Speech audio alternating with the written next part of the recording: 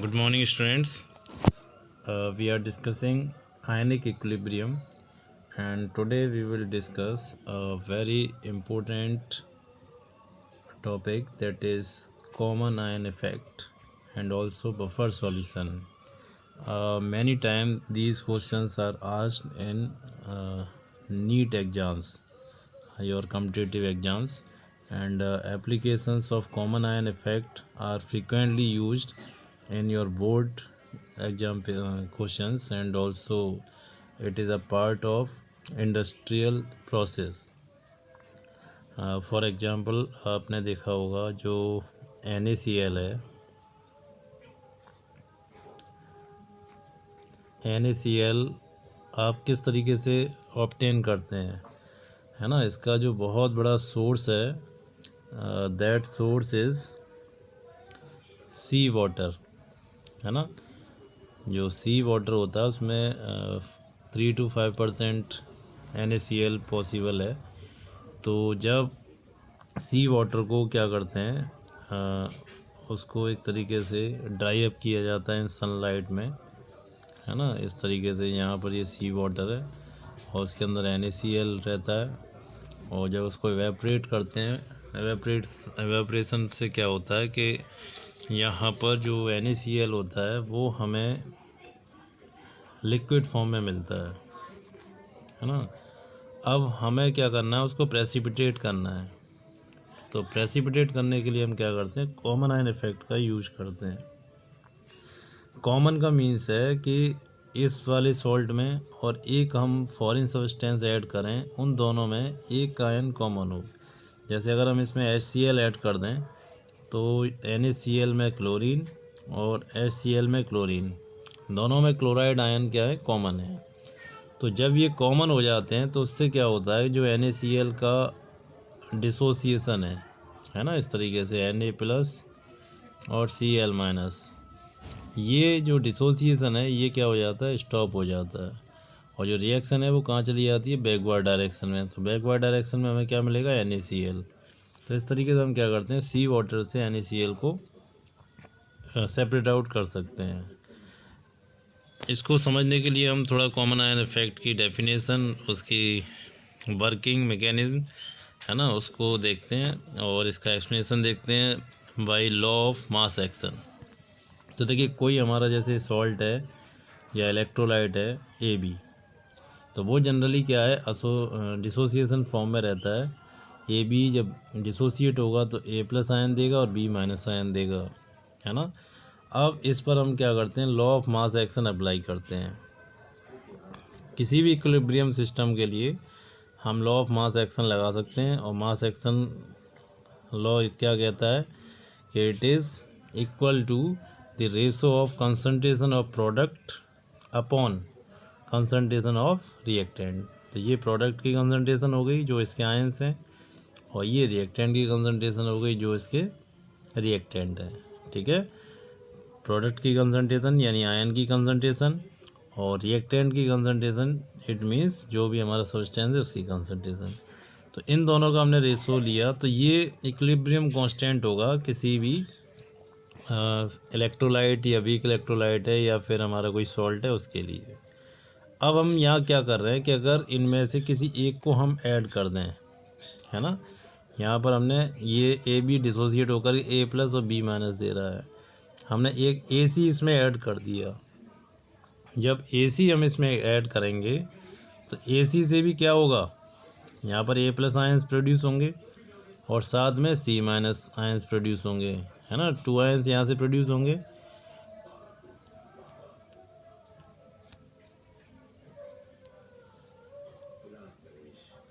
C-।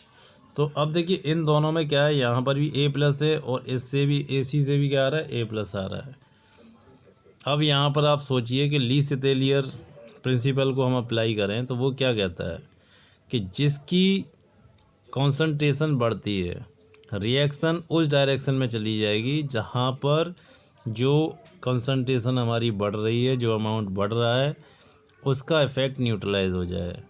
तो क्या होगा, इस वाले केस में रिएक्शन हमारी कहाँ चली जाएगी, बैकवर्ड डायरेक्शन में चली जाएगी।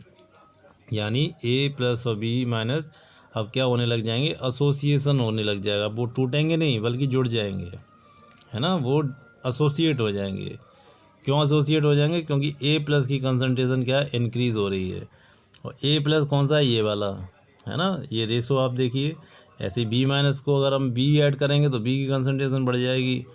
तो इसको मैनेज करने के लिए के हमेशा क्या होता है, कांस्टेंट होता है। उसको कांस्टेंट रखने के लिए ए बी की कंसंट्रेशन ऑटोमेटिकली क्या है, रिएक्शन के डायरेक्शन चेंज होने की वजह से बढ़ने लग जाएगी, ताकि इनका जो रेशो है वो क्या रहे, कांस्टेंट रहे।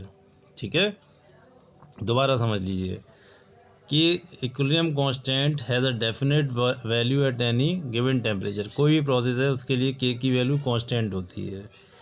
If new another electrolyte furnish the A plus ion, यहाँ से ए प्लस मिल रहे हैं और एक और हमने ले लिया ए सी, उससे भी क्या मिल रहे हैं, ए प्लस आयन्स मिल रहे हैं।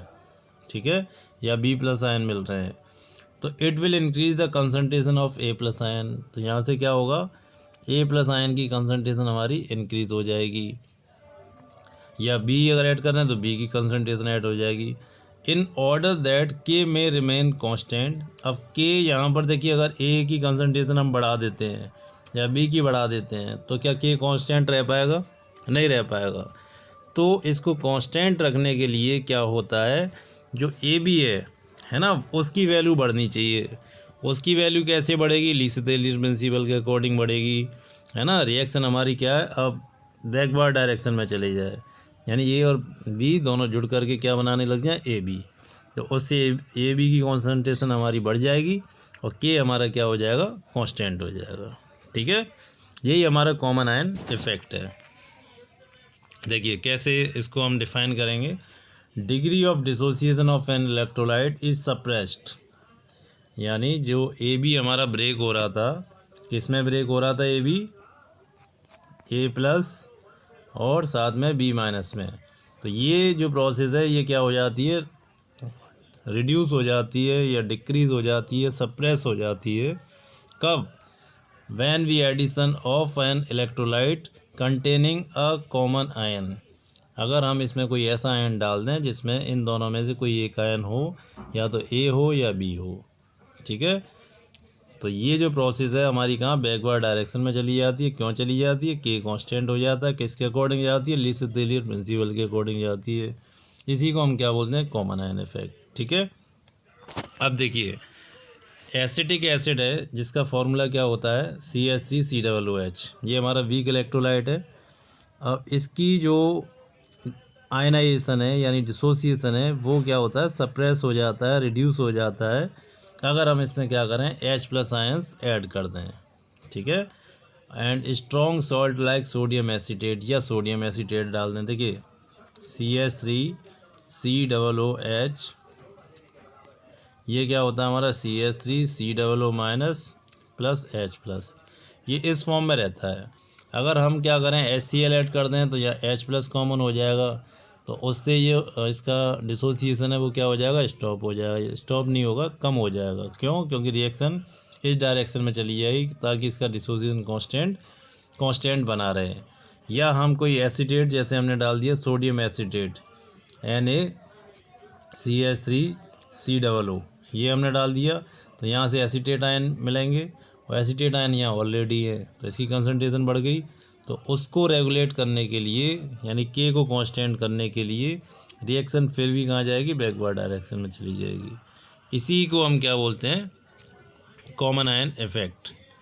अब देखिए इसके एप्लीकेशन की हम बात करें तो इसका एक बहुत बड़ा एप्लीकेशन क्या है, जब आप 11th में भी हैं आपके और 12th के बोर्ड प्रैक्टिकल्स में भी हैं, है ना। 11th के भी आपके प्रैक्टिकल्स होंगे नेक्स्ट मंथ से, तो उसमें भी ये पार्ट है कि आपको क्वालिटेटिव एनालिसिस करनी होती है।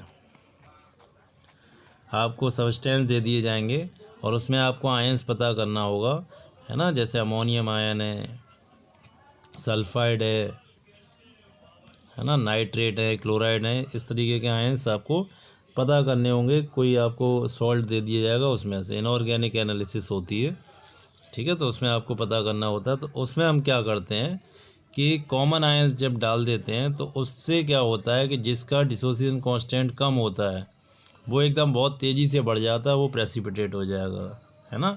और जिसका डिसोसिएशन कांस्टेंट बहुत हाई होगा वो प्रेसिपिटेट नहीं होगा, है ना। तो हम ये देख लेते हैं कि किस ग्रुप की हम टेस्टिंग कर रहे हैं, उसी के अकॉर्डिंग उस ग्रुप को हम क्या कर लेते हैं, प्रेसिपिटेट कर लेते हैं, उसको सेपरेट आउट कर लेते हैं। फिर उसको जो भी उसके लिए टेस्ट दिए हुए हैं उन टेस्ट को अप्लाई करके हम पता लगा सकते हैं कि उसमें कौन सा आयन है।